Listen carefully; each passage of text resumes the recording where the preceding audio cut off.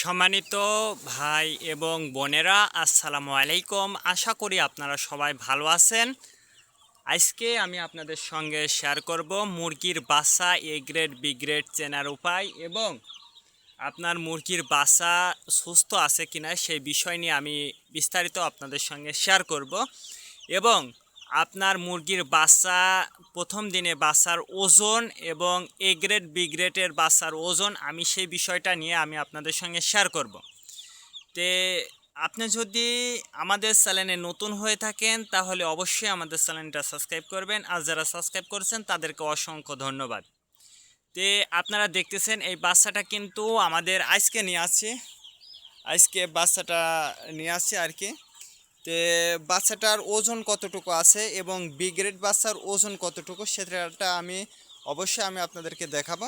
তে যেহেতু আজকে বাচ্চাটা নিয়ে আসছি, দেখেন আমি কিন্তু বাচ্চাটা যেহেতু হালকা শীত করছে, দেখেন আমি 4টে বাল্ব দিয়েছি এবং পাশাপাশি দেখেন খাবারটা কিন্তু আমি ছিটায় দিয়েছি। তে আপনারা চাইলে কিন্তু এই খাবারটা অবশ্যই আপনার মুরগির বাচ্চার কিন্তু ছিটায় দিতে পারেন।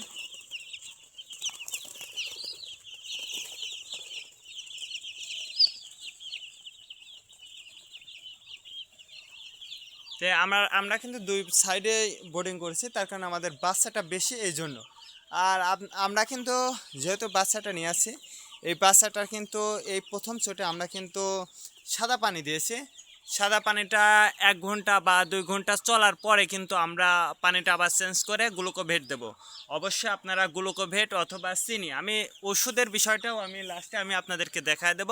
তো সর্বপ্রথম আমি দুইটা বাচ্চা মাপবো, এটা হচ্ছে এ গ্রেড, এটা হচ্ছে বি গ্রেড। এ গ্রেড বাচ্চা কতটুকু ওজন এবং বি গ্রেড বাচ্চাটা কতটুকু ওজন সেটা আমি আপনাদেরকে দেখাবো। তো সর্বপ্রথম আমি কিন্তু দাড়িটা অন করছি। তো দাড়িটা অন করার পরে সর্বপ্রথম আমি আপনাদেরকে এ গ্রেড বাচ্চার ওজনটা দেখাই। এটা হচ্ছে বি গ্রেড, এটা হচ্ছে এ গ্রেড। এ গ্রেড বাচ্চার ওজন কিন্তু আপনার 52 গ্রাম। আপনার মুরগি যখন বাচ্চাটা নিয়ে আসবেন 45-এর উপরে যে বাচ্চাটা থাকবে সেটা হচ্ছে এ গ্রেড বাচ্চা হিসেবে কিন্তু ধরা হয়। সাধারণত ডাক্তারের পরামর্শ অনুযায়ী আমাদের হচ্ছে এ গ্রেডের বাচ্চা ধরা হয় 45-এর উপরে যে বাচ্চাটা হয় সেটাকে আমরা এ গ্রেড হিসেবে কিন্তু ধরে থাকি। তো এটা কিন্তু আমাদের যেহেতু এ গ্রেডের বাচ্চা, সেই জন্য এটা কিন্তু ওজন হলো কিন্তু 52 গ্রাম। আর বি গ্রেডের বাচ্চার ওজন কতটুকু সেটা আমি আপনাদের সঙ্গে দেখাই। বি গ্রেডের বাচ্চা কিন্তু ধরা হয় হচ্ছে 35-এর উপরে, 35 থেকে নিচে যে বাচ্চাটা ওজন হয় সেই বাচ্চাটাকে কিন্তু বি গ্রেড হিসেবে কিন্তু ধরা হয়। দেখেন এই বাচ্চাটা কিন্তু 45-এর নিচেই, এবং 45-এর নিচে যেহেতু আমাদের মুরগির বাচ্চা, যেহেতু আমরা এ গ্রেডের বাচ্চাটা নিয়েছি, তো এ গ্রেডের বাচ্চাটা নেওয়ার পরেও কিন্তু বি গ্রেডের বাচ্চাটা থাকবেই, কিছু না কিছু বাচ্চা থাকবেই। তো এটা কিন্তু বি গ্রেডের বাচ্চা যেহেতু 45-এর নিচেই। তে আপনারা যারা বাচ্চাটা নেবেন অবশ্যই নেওয়ার ক্ষেত্রে আপনারা চেষ্টা করবেন যে বাচ্চাটার মান আপনি যত হাজার ভালো এ গ্রেডের বাচ্চাটাই আপনি নেন না কেন, এর মধ্যে কিন্তু বি গ্রেডের বাচ্চাটা কিন্তু থাকবে, কম বেশি থাকবে। আপনি যদি 100 বাচ্চাটা নেন, আপনার ভাগ্যটা যদি খারাপ থাকে সেই ক্ষেত্রে কিন্তু আপনার 20 থেকে 25টা কিন্তু বি গ্রেডের বাচ্চা আসতেই পারে। এটা কিন্তু স্বাভাবিক। আমি জানি না আপনার ক্ষেত্রে হয় কিনা, আমি জানি না, কিন্তু আমাদের ক্ষেত্রে কিন্তু হয়। আপনি 600 মুরগি নিলেন, তার ভিতর কিন্তু 1 খাসি বি গ্রেড আসবে, এটা কিন্তু স্বাভাবিক। তে সবার ক্ষেত্রে সব কোম্পানি যে এরকম করে কথাটা কিন্তু এমন না, কিছু কিছু কোম্পানি কিন্তু এরকম করে, এই জন্য আমি কিন্তু কথাটা বললাম। তে এ গ্রেড বি গ্রেড বাচ্চাটার কিন্তু বৈশিষ্ট্য আমি বলে দিলাম। এরপর হচ্ছে আপনার মুরগির বাচ্চা বাচ্চা যেহেতু ছোট বড় থাকে, যখন এ গ্রেডের বাচ্চাটা কিন্তু একটু বড়, বি গ্রেডের বাচ্চাটা কিন্তু ওজনের দিক দিয়েও ছোটো এবং আপনার দেখার দৃষ্টিতেও কিন্তু ছোট হয়।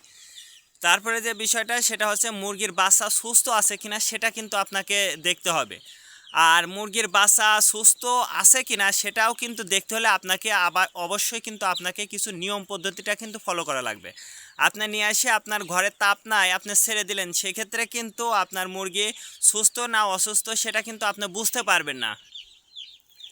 সেক্ষেত্রে কিন্তু বুঝতে হলে আপনার মুরগি সুস্থ আছে না অসুস্থ সেটা বুঝতে হলে কিন্তু অবশ্যই আপনার মুরগির ঘরের তাপটা কিন্তু আপনাকে দেখতে হবে।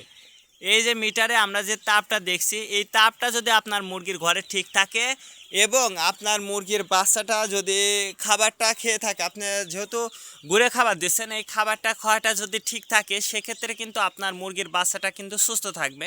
বিশেষ করে খাবার এবং পানিটা যদি তারা খায় এবং মুরগিটা যদি জোড়ায় নির্দিষ্ট তাপ থাকার পরে যদি মুরগি জোড়ায় না থাকে তাহলে মনে করবেন যে আপনার মুরগির বাচ্চা সুস্থ। আর আপনার মুরগির বাচ্চা যদি পর্যাপ্ত তাপ থাকার পরেও জ্বর হয়ে যাচ্ছে সেক্ষেত্রে আপনারা বুঝবেন যে আপনার মুরগিটা কিন্তু শারীরিকভাবে দুর্বল এবং অসুস্থ। এই জন্য অবশ্যই আপনাকে তাপ বৃদ্ধি করে দিতে হবে, তাপটা কিন্তু বাড়ায় দিতে হবে। যদি আপনার মুরগির বাচ্চা জ্বর হয় তাহলে তাপটা কিন্তু বাড়ায় দেবেন, দেখবেন যে অটোমেটিকই বাচ্চাটা কিন্তু ছাড়ায় যাবে। তারপরে যে বিষয়টা আপনাকে জানতে হবে সেটা হচ্ছে মুরগির বাচ্চার ঔষধ। আপনারা বাচ্চা প্রথম দিন বাচ্চাটা নিয়ে আসলেন, বাচ্চার ওষুধ সম্পর্কে যদি আপনার জানা না থাকে সেক্ষেত্রে কিন্তু অবশ্যই আপনারা ওষুধ দিতে পারবেন না।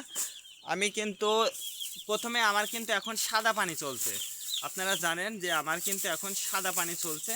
তো সাদা পানিটা আমি 1 ঘন্টা বা 2 ঘন্টা রাখবো।